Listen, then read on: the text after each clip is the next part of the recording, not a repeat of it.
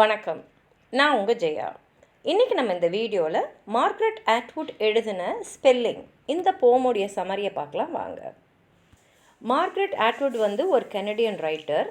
இந்த போம் ஆரம்பத்துலேயே அவங்க என்ன சொல்கிறாங்கன்னா, என் பொண்ணு பிளாஸ்டிக் லெட்டர்ஸை வச்சு விளையாடிக்கிட்டு இருக்கான். அந்த லெட்டர்ஸோட கலர்லாம் பார்த்திங்கன்னா red, blue and yellow.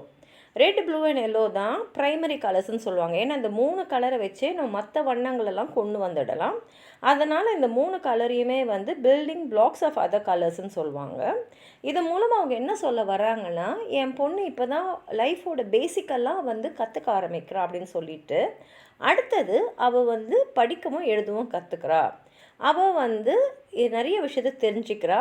Maths ஸ்பெல்ஸுன்றாங்க. ஆனால் சாதாரணமாக நம்ம மேக் ஸ்பெல்ஸ்ன்னு சொன்னால் நம்ம மந்திரம் ஓதுறது தான். அதாவது மற்றவங்கள வசீகரிக்கிறதுக்காக சில மந்திரங்களை சொல்லுவோம் இல்லையா, அதுதான் மேக் ஸ்பெல்ஸ் அப்படின்வோம். இதெல்லாம் விச் கிராஃப்டில் தான் யூஸ் பண்ணுவாங்க.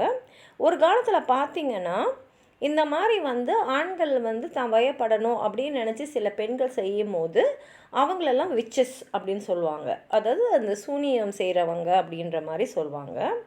அப்போது அந்த மாதிரி பெண்களை மட்டும்தான், எல்லா பெண்களும் கிடையாது. இந்த மாதிரி மற்றவங்களோட மனசை வசீகரிக்கிறதுக்காக இந்த மந்திரம் ஓதி அவங்கள வசியப்படுத்துகிறவங்கள விச்சஸ்ன்னு சொல்லுவாங்க. அடுத்தது இவங்க பெண்களோட கண்டிஷனை பற்றி சொல்கிறாங்க. அவங்க என்ன சொல்கிறாங்கன்னா, இந்த சமுதாயம் ஆண்கள் எழுத்தாளர்களாக இருக்கிறத நல்ல மரியாதையாக கௌரவம் பார்க்குது, அது அவங்களோட தொழிலாகவே பார்க்குது, அவங்களோட எழுத்துக்களை ஏற்றுக்குது, அவங்களோட எண்ணங்களை ஒத்துக்குது. ஆனால் பெண்கள் அந்த அளவுக்கு வெளிப்படையாக எழுத முடியாது. அதுவும் ஒரு காலத்தில் பார்த்திங்கன்னா பெண்கள்லாம் ஆண் பேரை வச்சு எழுதியிருக்காங்க. இல்லைன்னா நான் தான் அந்த எழுத்தாளர்ன்றது வெளியில் தெரியாமலே அவங்க இருந்திருக்காங்க. நிறைய பேர் அவங்க எழுத்துக்களை வீட்டுக்குள்ளேயே மறைச்சி வச்சுருந்துருக்காங்க. அவங்க இறந்த பிறகு தான் வேறு யாராவது பார்த்து அதை பப்ளிஷ் பண்ணி அப்படி தான் நிறைய பெண்களோட எழுத்து ஆரம்ப கட்ட காலத்தில் வந்திருக்கு. மற்றபடி பார்த்திங்கன்னா அந்த மாதிரி பதிப்பு செய்யப்பட்ட நிறைய பெண்களோட எழுத்துக்களுக்கு போக போக ஒரு பிரபலப்படுத்துறதுக்கோ இல்லை இன்னும் நிறைய புத்தகங்களை வெளியிடுறதுக்கோ யாருமே முன் வரல. ஆண்களுக்கு இருந்த அந்த அங்கீகாரம் பெண்களுக்கு இல்லை. அதுதான் இங்கே சொல்கிறாங்க. ரெண்டாவது குடும்பமும் ஒரு கட்டுப்பாடு தான். ஏன்னா ஒன்று நீ எழுத்தில் இரு, இல்லைன்னா நீ குழந்தைய பெற்றுக்கோ. அதாவது குழந்தை இருக்கிறவங்க எழுத முடியாது, எழுதுகிறவங்க குழந்தைங்கள நினச்சி பார்க்கக்கூடாது அப்படின்னு கூட நிறைய பேர் சொன்னாங்க. எழுத்தாளர் மாத்திரம் இல்லாமல் ஆரம்ப கட்ட காலத்தில் எந்த ப்ரொஃபஷனுக்குமே பெண்கள் போக முடியாது. ஏன்னா பெண்ணுடைய முக்கியமான கடமை வீட்டில் இருந்து வீட்டில் இருக்கிறவங்கள பார்த்துக்கிறது, கல்யாணம் பண்ணிக்கிறது, கணவனை கவனிக்கிறது, குழந்தைங்களை கவனிக்கிறது. அது பின்னாடி அவங்க வாழ்க்கையில் செட்டில் ஆகணும், அவங்களுடைய சந்ததியை நம்ம பார்த்துக்க வேண்டியது பெண்களோட கடமை தான் அப்படின்ற மாதிரி இருக்கும்போது இவங்களால எப்படி ஒரு ப்ரொஃபஷனில் இருக்க முடியும், முழு கவனம் அங்கே இருக்க முடியாது. அதனால் நீ வீட்டை மாத்திரம் பார்த்துக்கோ அப்படின்ற மாதிரி தான் நிறைய பெண்கள் அப்போ நடத்தப்பட்டாங்க.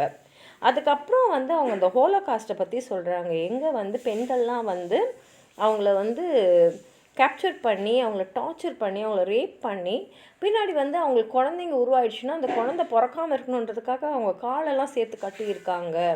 அப்போ என்ன ஆகிடும்னா அந்த குழந்தை வயிற்றுலேருந்து வெளியில் வர முடியாமல் அந்த பெண்கள் இறந்தே போயிருக்காங்க. இந்த மாதிரி நிறைய விஷயங்கள் நடந்திருக்கு. அது மாத்திரம் இல்லாமல் அவங்க மேரி வெப்ஸ்டர்ன்றவங்கள பற்றி சொல்கிறாங்க. ஏன்னா அவங்க குரலை உயர்த்தி அவங்க எண்ணங்களை வெளிப்படுத்த நினைக்கும் போது அவங்க விச் கிராஃப்ட் ப்ராக்டிஸ் பண்ணுறாங்க, மாந்திரிகம் ப்ராக்டிஸ் பண்ணுறாங்கன்னு சொல்லிட்டு அவங்க மேலே பழிய போட்டு அவங்க வாயை லெதரால் கட்டியிருக்காங்க.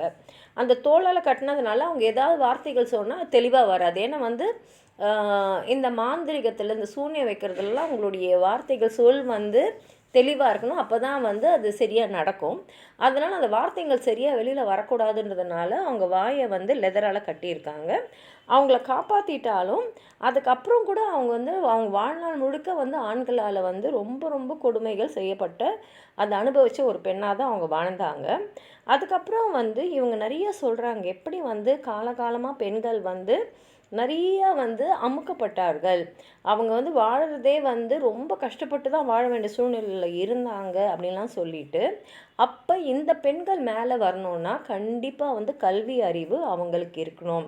எல்லா பெண்களுக்கும் கல்வி அறிவு இருந்தால் தான் இந்த ஆண் ஆதிக்கத்தால் ஒடுக்கப்பட்ட பெண்கள் எல்லாம் இத்தனை காலங்காலமாக இருந்த வாழ்க்கையிலேருந்து வெளியில் வர முடியும் அப்படின்றத சொல்கிறாங்க. இது கிட்டத்தட்ட ஒரு ஹார்ஷ் ரியாலிட்டி தான், சொசைட்டியில் இருந்த ஒரு நிலைமையை தான் அவங்க சொல்லியிருக்காங்க. அதில் வந்து பாடிஸ் ஆஃப் விச்சஸ்ன்னு சொல்லியிருக்காங்க. அதாவது மாதிரி இந்த மாதிரி சில பேரை வந்து பெண்களை வந்து அவங்க விச்சஸ்ன்னு சொன்னாங்க இல்லையா, அவங்களெல்லாம் வந்து அவங்க வாயை மூடுறதுக்காக, அவங்க வாயிலேருந்து எந்த வார்த்தையும் வராமல் இருக்கிறதுக்காக அவங்களெல்லாம் உயிரோடவே வந்து கொளுத்தியிருக்காங்க. அப்போ அவங்க உடம்புலேருந்து பார்த்தீங்கன்னா ரத்தம்லாம் வந்து பாறைகள் மாதிரி வெடித்து வந்திருக்கு.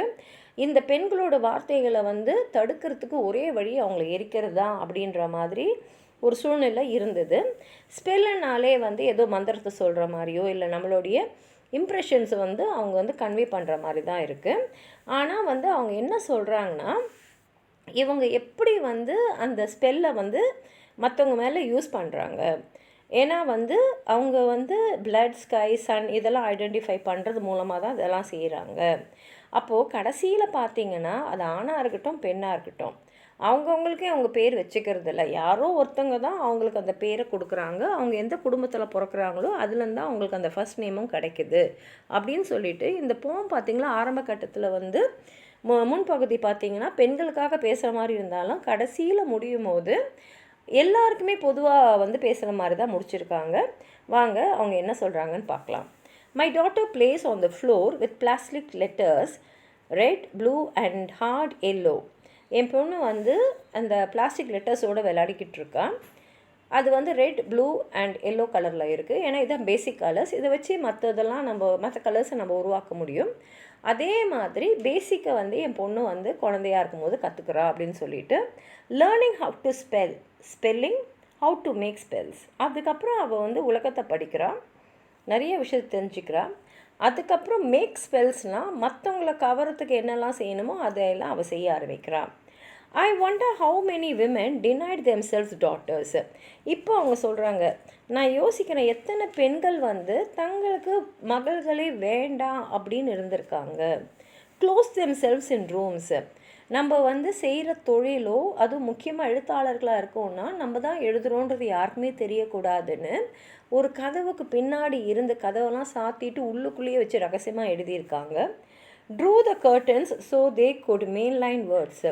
இந்த கர்டன்ஸ் எல்லாம் போட்டுட்டு அதுக்கப்புறம் அவங்க சிந்தனையை வந்து தட்டி விட்டு அந்த வார்த்தைகளை தேடி எடுத்து அவங்க எழுதியிருக்காங்க. அவங்களுக்கு வந்து எழுதணும் அப்படின்ற ஒரு இது இருக்குது, நம்ம எண்ணங்களை வெளிப்படுத்தணுன்ற எண்ணமும் இருக்குது. ஆனால் பெண்ணுன்ற ஒரே காரணத்துக்காக அவங்களுக்கு அந்த அங்கீகாரம் இல்லை.